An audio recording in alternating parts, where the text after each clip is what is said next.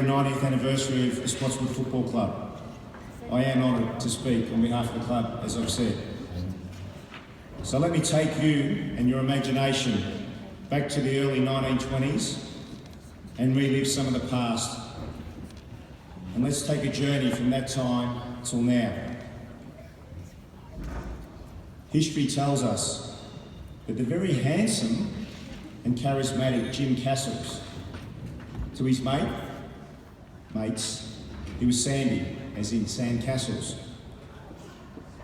He had a meeting with a few other football people and local business people, and they decided that they wanted to form a football club in Spotswood. Jim Castles, Sandy, the charismatic man, said, "This is the way it's going to work. I am going to make all the arrangements and enter a team in the VFA Sub-District Association. There's only one condition. The club colours must be emerald green and gold." And so, the football club was formed in 1927 with Jim Burke, known as Berkey. He was the president. Charles Stevens, Steve-O, he's the administrator. And Arthur Clements, Artie, to his close mates, he was the treasurer. So those three wise men started us off in 1927. And guess what? We played off in finals in our very first year. From the archives, it's reported we played off in grand finals in 1931 and 32. And then we won our first grand final in 1933 against those bastards from West Melbourne. We won that grand final by 18 points in a rugged match down at the Williamstown Oval. It was a massive all-in brawl. Every player and about 100 spectators. We won the punch-on. We won the game. No reports to Spotswood. All-in brawl, only 2 from West Melbourne. Times have changed. In 1935, we've moved from the VFA Sub-District Association to the Footscray District League. There's a few dramas with how that was going to happen. So in the end, we had to change our name to the Spotswood Citizens Football Club to gain entry. And we actually played under that name until 1960. And then we became the Spotswood Football Club again. Success continued from the 1933 flag with another one in 1938 when we defeated our friends Deer Park. We beat them by 17 points. We came from 4th on the ladder to win the premiership. Apparently they spent about £120,000 on their team back then. But they weren't up to it. As you can see, even in the early days, the club had developed a successful DNA. And from the very beginning, success was what we were about. And we all know that success has endured for 90 years. So going back to Berkey and Steve-O and Artie, they were visionary and they were great leaders. And great leaders think about the future. And believe it or not, they thought to themselves, where would we be in 90 years? What would we have achieved? Berkey said to his mates, "How many senior flags do you reckon we might win in 90 years?" And they said, 10 would be a good number, 7 would be a good number. Well, those wise men were wrong. We've won 16 flags in 90 years, ladies and gentlemen.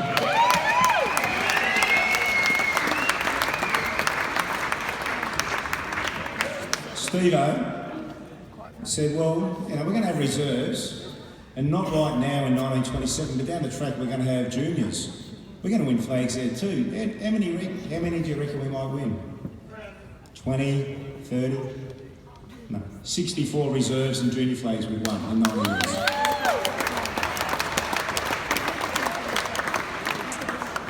Well, Artie, who's big on numbers, Artie, he said, well, there's a high level of competition.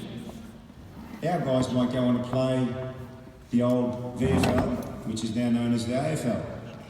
How many players do you reckon we might have in the next 90 years that go on to play that? They scratched their heads, couldn't really come up with a number. But let me tell you, it's over 50 players that have gone on to play at the highest level from that club.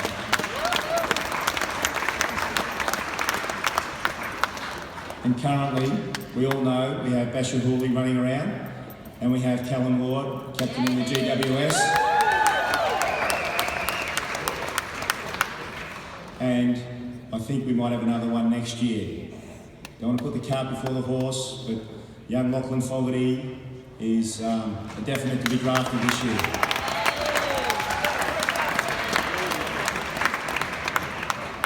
Steve-O was a quiet one, so he piped up and he said, well, if we're going to be a great club, we need to have some Brownlow medalists. Will we have any of them? I said, no, probably not. It's pretty hard, a Brownlow medalist. They were wrong again. We've got one, Freddie Goldsmith, Brownlow medalist from Spotswood.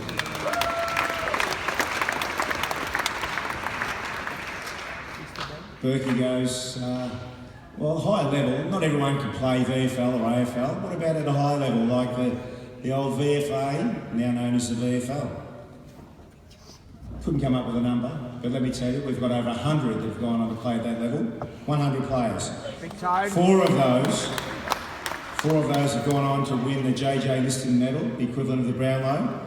John Martin, Don McKenzie, Brett McTaggart, and our current coach, Anthony Eames.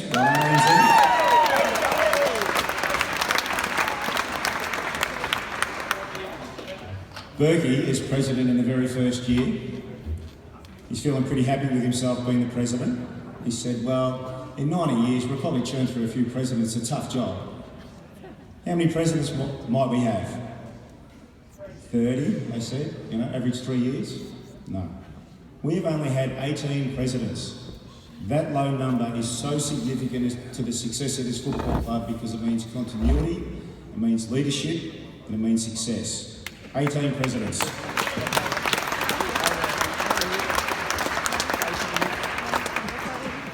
Billy Cooch was president for 20 years, from 1960 to 1979. We've had 25 administrators in 90 years, including Len Rowley for 20 years, and our own Annette McLaren for the last 14 years. Put your hands together for Annette.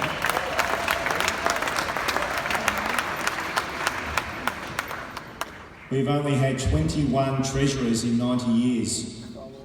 40 years of that was taken up by Spike Tandy, from 1942 to 1980.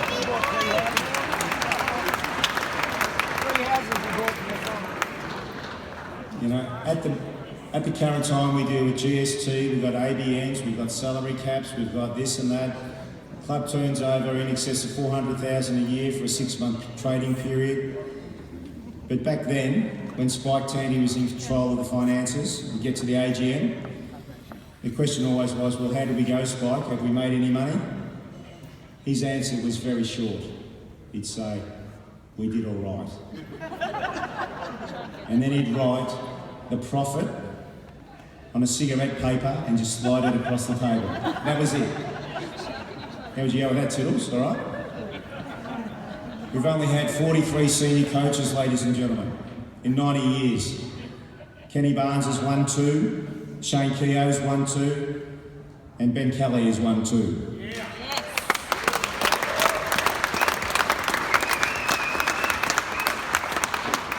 And I personally love the fact that Jeff Beeband has coached in 3 different decades of our great club's life. We've got 66 life members that we've mentioned, and so we should. 6 of those are WRFL life members as well. It's a great achievement just by the numbers. But back to the early days, back to the 1927, 28, 29.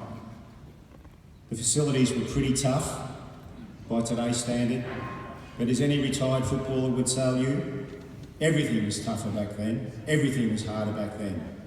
We had old wooden sheds, we had no lights for training, no drainage systems in the ground, we had old misshaped footballs.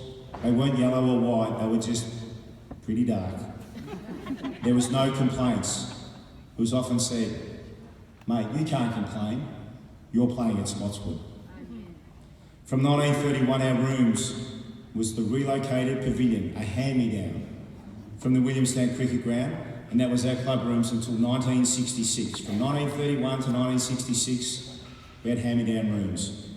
It was an old wooden shed, floors scarred by old footy boots, where the nails used to go into the stops. There was no hot water, there was no heating. In these Spartan conditions, our club still reeked of football atmosphere, and in that regard was on par with the Collingwood Football Club, stated renowned historian Jim Heavey. Throughout this journey, and I need my friends here, Glenn Smith, you around? Hooker, you around? Throughout this journey, the Spotswood team songs evolved, and we all know the direct correlation between winning and singing. One song from this period was "We Wear Green Jumpers with a Yellow, Yellow V." Glenn.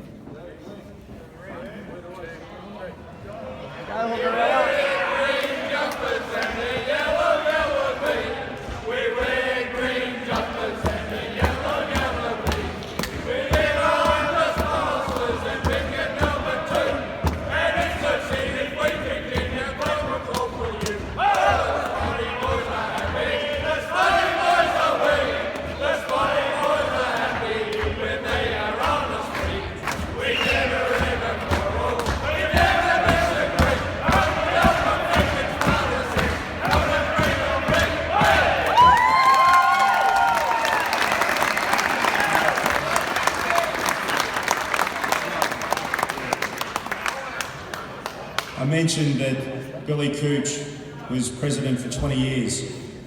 He also coached two under-18 flags in 41 and 46, and he coached the seniors to the 1948 flag. In 1966, we did get a new pavilion. It was opened by the local mayor, and ultimately it was named after in the name of W&M Cooch Pavilion in honour of Billy and his wife's magnificent service to the football club. In 1976, Spud Murphy and Alan Mackesy. Alan's a premiership coach. We argue about which team that's won a premiership was the best one. Given your senior years, Alan, I will defer to your knowledge and wisdom tonight. But 1990 was a cracking team, son. Anyway, in 1976, Spud and Alan set up a supporters group. It was a coterie group that raised funds to ease the financial burden on our footy club and assist in the retention and recruitment of players. Over 40 years later, Len Murphy, Spud, is still running the supporters group. Thank you, Spud, you are a bloody legend.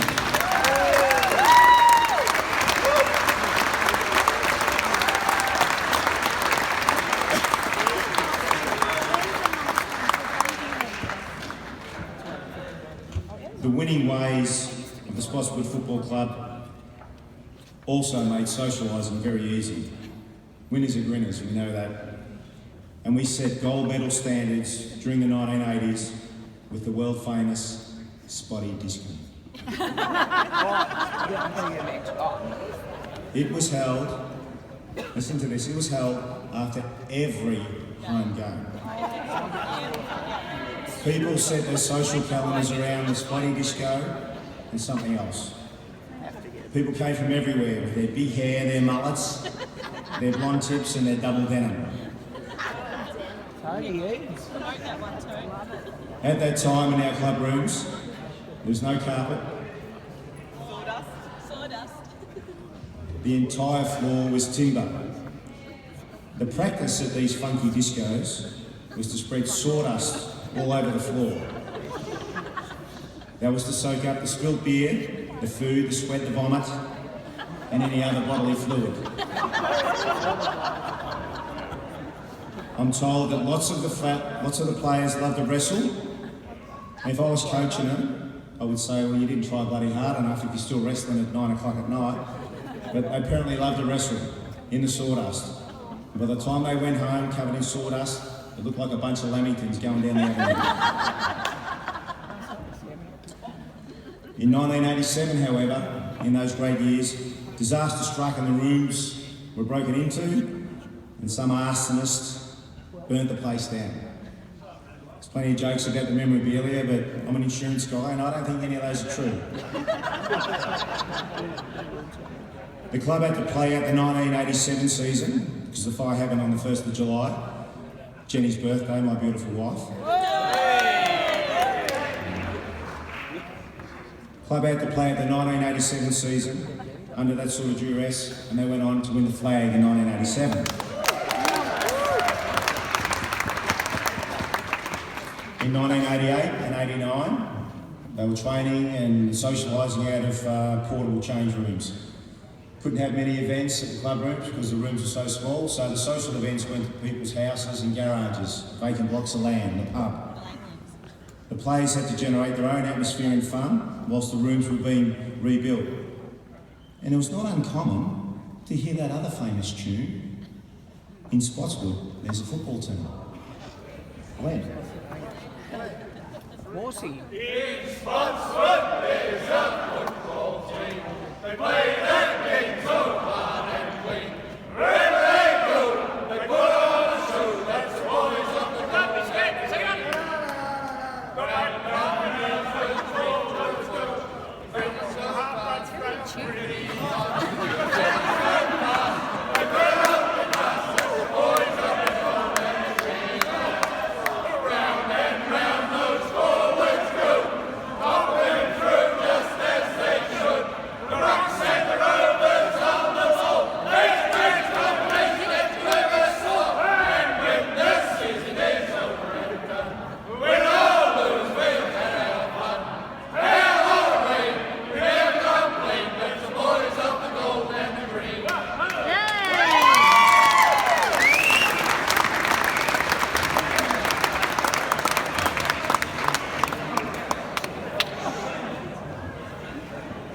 So after the fire, there was a massive effort by the club, the committee, the president, all the volunteers, local businesses, and the new rooms were finished in time for the 1990 season after a 3-year hiatus.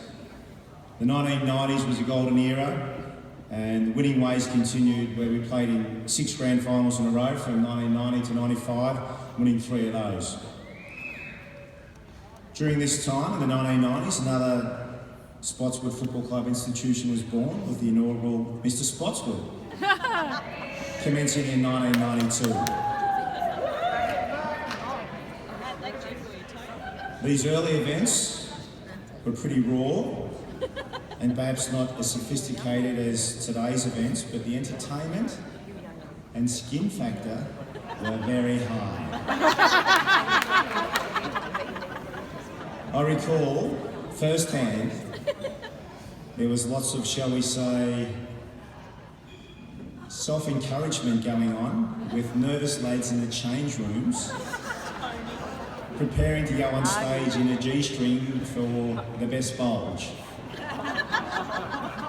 They were very friendly with themselves, let me tell you. Ian Argus was the best of them. Go Argie. So, I wonder, when our friends Berkey and Steve-O and Artie started our club in 1927, I wonder if they contemplated what our club would look like 90 years later. I wonder if they contemplated that we would actually field a girls' team in 2016.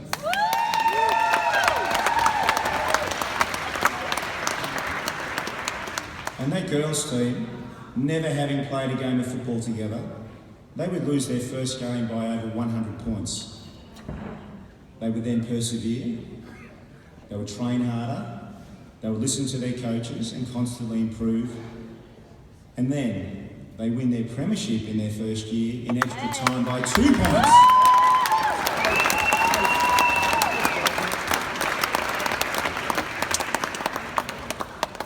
I wonder what Berkey, Steve-O and Artie would think that we now have 3 teams playing in the girls' comp. Yes. And next year, we're going to have a senior women's team in the girls' comp.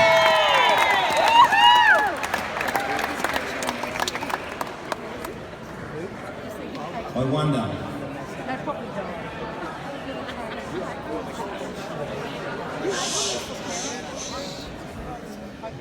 I wonder if our mates Berkey, Steve and Artie would understand that in 90 years it would allow families to have sometimes 4 generations of their family playing at the Spotswood Football Club. Cairns and McDonald's, the Murphys, the Smiths, 4 generations. Plenty of families with 3 levels of generations, the Staffords, the Williams, and there are dozens and dozens that have got 2 generations. And it's very heartening to see fit footballers from days gone by or now retired. They're rooting like rabbits and they're pumping out boys and girls like that. 2 will become 3, 1 will become 2. That's the way we like it.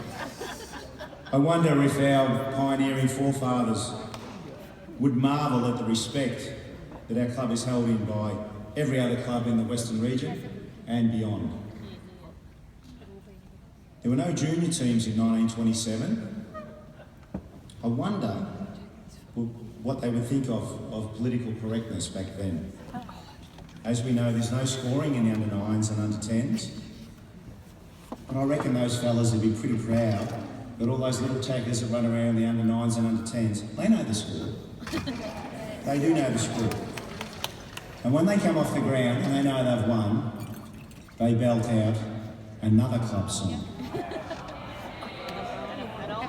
Are we plumb?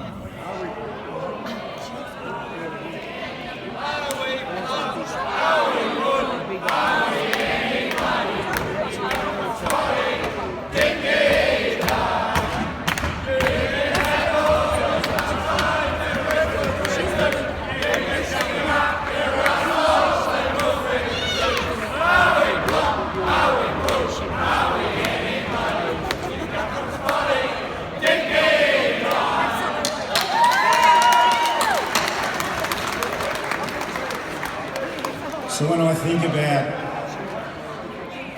our mates Berkey, Steve and Artie, contemplating those things, I think they'd be very proud and very happy with all of those things. In 2007, we had a bit of a lean run from 95 to 2007. 2007 was the beginning of another golden era.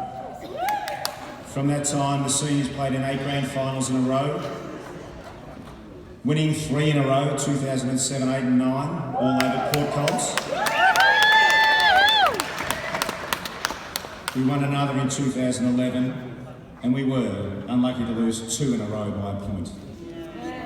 That hurts, but we move on.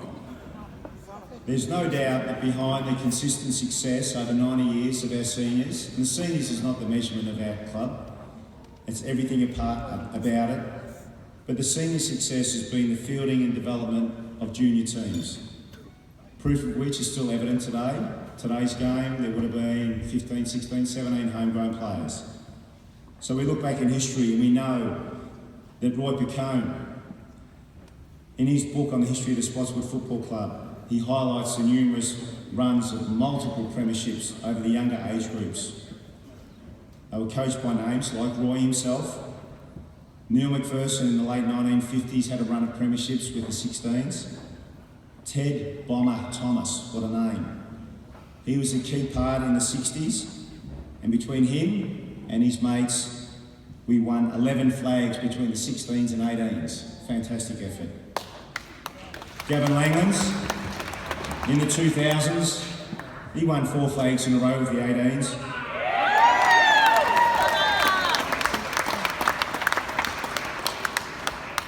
And most recently, Matty Dean, along with Ian Allen and Trevor Carr, won flags in the 18s in 2014 and 15.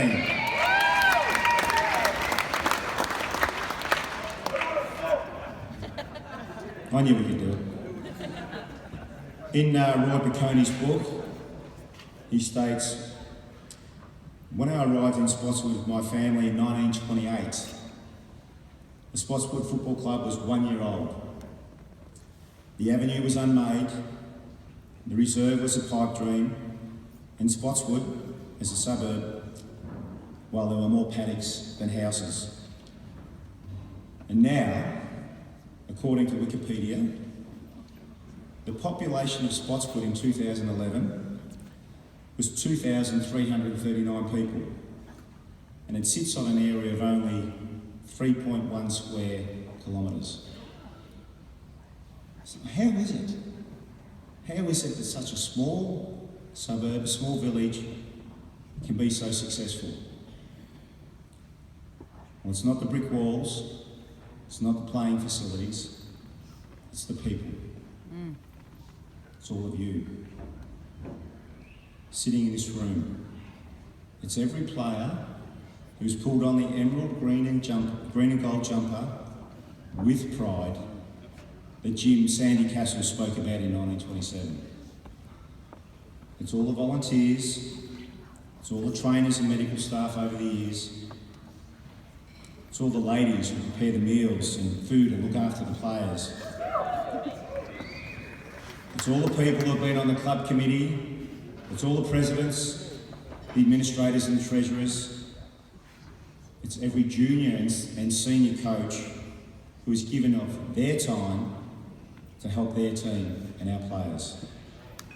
It's all the local businesses who have supported us with sponsorship or other assistance. And it's all the mums and dads who bring their kids to our club, who help their teams and support their kids' efforts. But it's also the support we give each other on and off the field in good times and bad. That's the essence of our success. So to Berkey, Steve Owenaki, and of course Sandy Castles, we really have to thank you for starting the journey 90 years ago for our great club. So we thank you.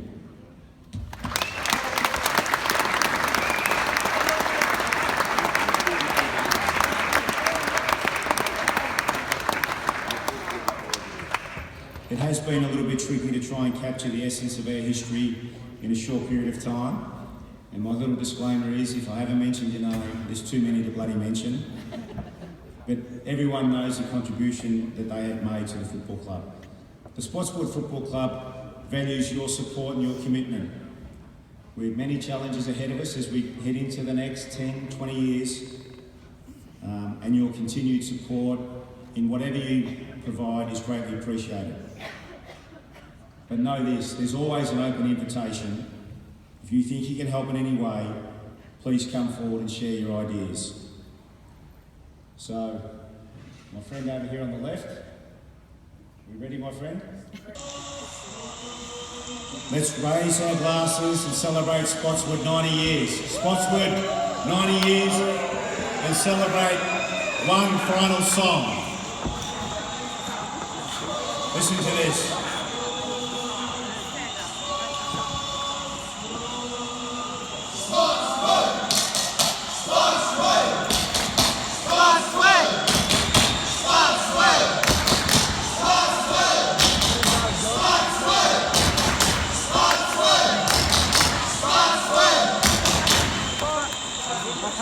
Ladies and gentlemen, congratulations to Spotswood Football Club for a magnificent 90 years.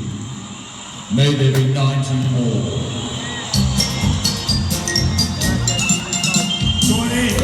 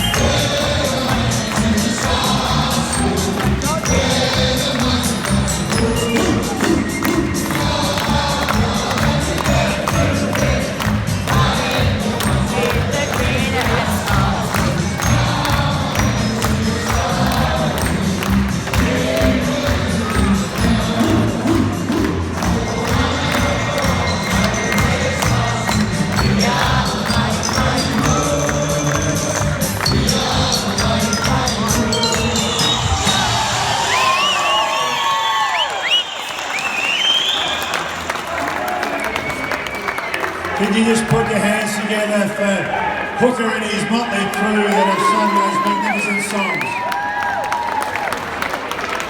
Like I said, the last one was the best. We've got a great club. A lot of love in this room. Enjoy the rest of the night. We'll have dessert soon. In fact, I'm sick of being up here. Dessert is on. It's flat out. Do your hardest.